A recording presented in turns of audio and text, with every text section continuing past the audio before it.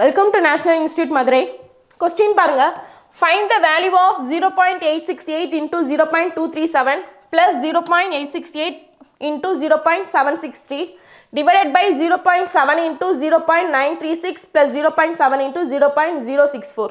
So இந்த எக்ஸ்பிரஷனை பார்த்தோம் நமக்கு என்ன ஐடியா கிடைக்குதுங்க பாருங்களேன். இங்க a into b plus a into another one term c இருக்குது.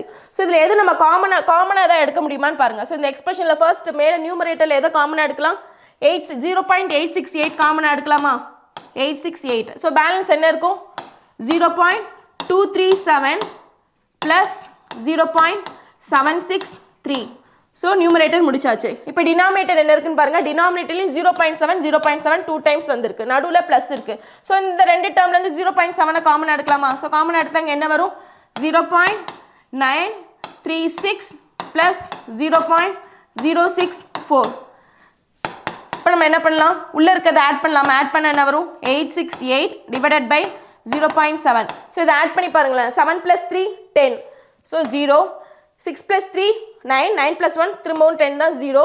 அகெயின் என்ன வரும்? 7 + 2 9. 9 + 1 10. ஸோ 0. ஃபைனலாக என்ன எடுது? 1.00 வரும். அதே மாதிரி கீழேயும் பாருங்க.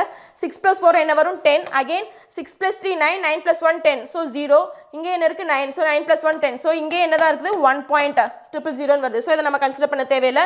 இதை மட்டும் நம்ம கேன்சல் பண்ணாலும் நமக்கான ஆன்சர் வந்துருச்சு.